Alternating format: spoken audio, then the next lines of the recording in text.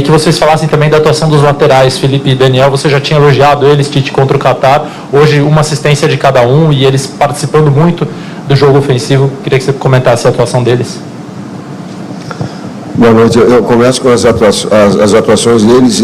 Como a gente tem jogadores, taticamente, dois jogadores agudos dos lados, por vezes eles vão um pouquinho para dentro, conforme a gente desenhar.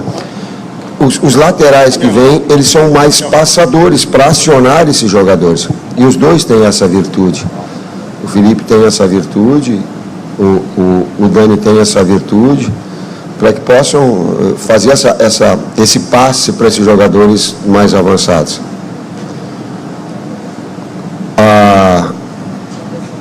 Eu fui porque ele tem que mostrar a cara também, e por um gesto de respeito a gente fica envolvido tanto na competição e tinha momentos que eu confesso que eu não sabia o resultado, mas eu queria e cobrava desempenho, eu cobrava a finalização, eu cobrava a construção, que tu fica tão envolvido no jogo que daqui a pouco eu olhei e faltava pouco tempo e parece que tu fica sendo ostentoso e arrogante. E eu digo, não, por uma forma de respeito e de trabalho do Kleber, o nosso trabalho, eu digo, vai Kleber que eu vou ficar sentado. Não, está tudo bem. Boa noite, Tite, Kleber, Gustavo Hoffmann, ESPN. Hoje o Brasil fez o que todo mundo espera e cobra contra um adversário que é inferior tecnicamente, jogou bem. O que me chamou a atenção durante a partida foi a quantidade de variações que vocês conseguiram fazer com que a seleção tivesse, tanto taticamente como nas peças. Vários centroavantes, invertendo o lado dos pontas, os dois laterais trabalhando bastante por dentro também na criação das jogadas, ressaltando a questão da inferioridade técnica do adversário. Foi um dos jogos que mais te agradaram na questão tática de posicionamento do seu time, Tite? A gente conseguiu, como eu venho falando, eu falei na entrevista anterior e falei do jogo anterior e na entrevista antes desse jogo, que a gente teve um processo de trabalho na Granja que a gente pôde trabalhar, mesmo os atletas chegando aos poucos, a gente pôde trabalhar aqueles ajustes que a gente queria, as ideias que a gente queria, não só dentro do campo, mas como a gente costuma trabalhar, fazendo imagens, mostrando as imagens nos setores individuais, para o coletivo todo, e a gente conseguiu aplicar isso. Por isso a nossa felicidade, né, de contra o Catar ter feito um grande jogo, ter podido colocar alguns jogadores que a gente gostaria, ter dado oportunidade, fazer as observações que a gente quer, e hoje a gente conseguiu de novo. Foi um grande jogo, a gente teve mais alternativas hoje nesses ajustes que a gente queria fazer, e ficamos felizes mais uma vez. Detalhe, não foi uma equipe que ela teve só posse de bola, ela verticalizou também. E isso eu gostei. Que tu fica com posse de bola improdutiva, não. Ela trabalha para infiltrar, para agredir. Tite, você foi perguntado, né, sobre, Eduardo Gabardo, da Rádio Gaúcha aqui, sobre as possibilidades de escalação na equipe para o lugar do Neymar, né? E você abriu várias possibilidades com jogadores de qualidade para essa função, e agora você tem os elementos do jogo. David Neres, que entrou bem, fez gol, o Everton, que entrou de novo. O que vai ser importante e decisivo nessa semana para definir quem é que vai jogar na sexta-feira? Boa pergunta, eu não sei a resposta. Eu vou ter que medir aquilo que foi o desempenho deles todos. Eu fico contente quando tu tem a possibilidade de... Antes do jogo era de Firmino por uma questão, aí entra o Gabriel e produz bem, daí entra Firmino e produz bem também. David fez um grande jogo. Na hora que ele bota na frente, quando ele botou na frente no gol dele, eu digo, não busca mais. Quando ele dá o tapa, não busca mais, ele flutua, ele está num nível de confiança bom, e fez um grande jogo, e fez gol, e aí eu já estou andando mais ou menos aonde que as coisas vão. Tite, o que significa esse 7-0 faltando 5 dias para estrear na Copa América? Significa que também nós soubemos tirar vantagem, sem desmerecer o nosso desempenho, mas tirar vantagem de uma equipe que estava com um jogador a menos. Porque por vezes a equipe adversária ela possa estar com um jogador a menos, aí tu fica com posse de bola só atrás, tu não agride, tu não retoma a posse de bola, e aí fica um jogo ruim de assistir, marado. Eu digo, o desafio nosso é, independentemente do resultado, tu botar o da superioridade numérica.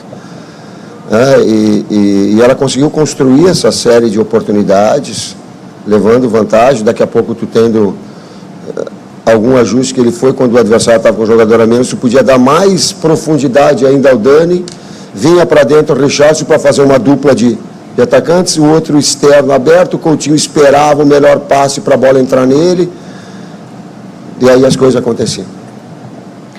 Ô Tite, como você destacou, o Firmino tem o status, digamos, pela conquista do que ele demonstrou, do que ele entregou de titular da Seleção Brasileira até esse jogo. Mas olhando para o Gabriel, ele encerrou o ano passado fazendo 2 gols contra a República Tcheca, já fez mais 3 em 2 jogos, ou seja, nos últimos 3, 5 gols marcados por ele.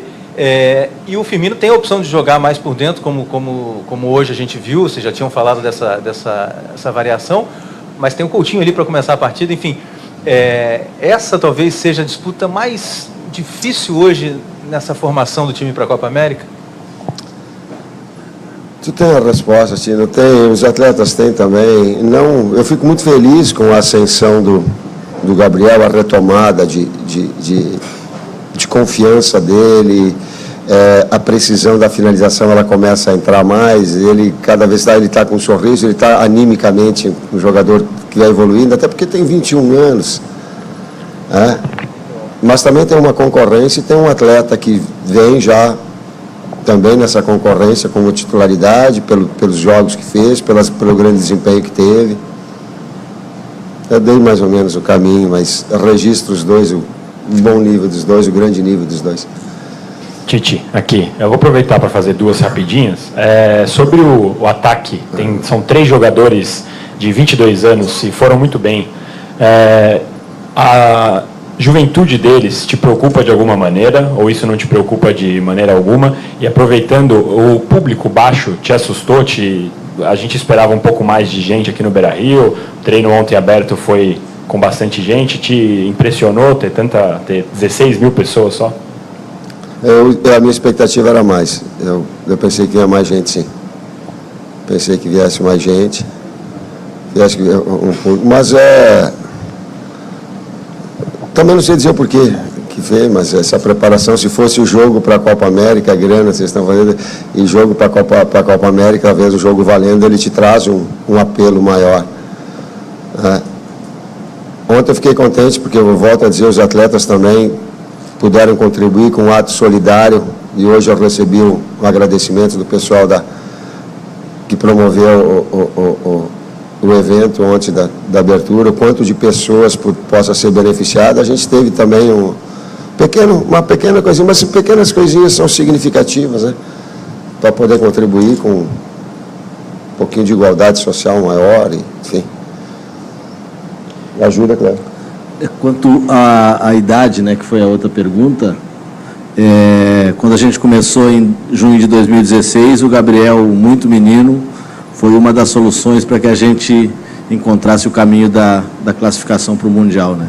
Hoje ele ganha outros meninos ao seu lado e com um potencial enorme, já visto, né, nas competições internacionais, em competições importantes, e que tem dado a resposta, né, como o Richarlison, David, o próprio Everton, falando só do ataque, mas tu descer um pouquinho mais, Arthur, Paquetá, Militão, né, faz parte de um processo de renovação, mas com atuações para presente, né, são jogadores do presente, né, e que têm em seus clubes feito grandes trabalhos, por isso estão aqui. A gente fica feliz de ter essas opções e com esse nível de atuação que eles tiveram. Se eu Agenor, meu pai, no início da minha carreira, ele me corneteava, porque eu pegava jogadores mais experientes, eu tinha preferência por jogadores mais experientes. Aí eu chegava em casa e ele falava, bota os guri para jogar. Aí me corneteava, bota os guri para jogar. Ele passava a seguinte mensagem: se o atleta emocionalmente ele está também bem, não vai ser eu optando pelo mais experiente ou trazer o mais jovem se ele está preparado. Eu tento seguir o conselho dele um pouco agora. Tite, aqui na ponta, Marcelo Salzano, Rádio Bandeirantes de São Paulo. Faltando 5 dias para a estreia na Copa América, hoje esse último amistoso, goleada 7-0 diante de Honduras. O futebol apresentado até aqui, ele te convence até para buscar um título que não vem desde 2007? E analisando as outras competições, as outras seleções que vão disputar a competição, qual delas mais te preocupa? A primeira parte da pergunta eu te respondo que uma equipe campeã ela se constrói durante a competição, ela se fortalece durante a competição, ela aprende durante a competição, ela passa por adversidades em cima da competição, ela se confirma durante a competição. Todas as campanhas e os grandes títulos eles foram assim, essa novamente. Mas ela é, a cada passo, a cada jogo, tu ter essa consistência, tu ter essa confiança, progredir, te desafiar, melhorar. Hoje, por exemplo, eu falei em precisão de finalizações. Hoje não dá para contar o número de finalizações, mas dá para exigir precisão. Então, hoje ele trouxe para 50% ou mais. Se contar as duas no pau do Coutinho, foi mais que 50% que acertou no gol. Me serve. Só para te dar um exemplo de construção. A gente, em toda essa trajetória, o trabalho, independente de competições e independente de jogos amistosos, a gente sempre começa a trabalhar no avião. A gente já começa a trabalhar no avião agora indo para São Paulo, fazer o material para que amanhã a gente analise o jogo, chegando em São Paulo, para que a gente analise a questão dos jogadores que saíram do jogo, em que condições estão, para que a gente já comece o trabalho amanhã com quem não jogou e vai buscando no dia a dia se preparar para o jogo contra a Bolívia. Então, a seleção para nós mais difícil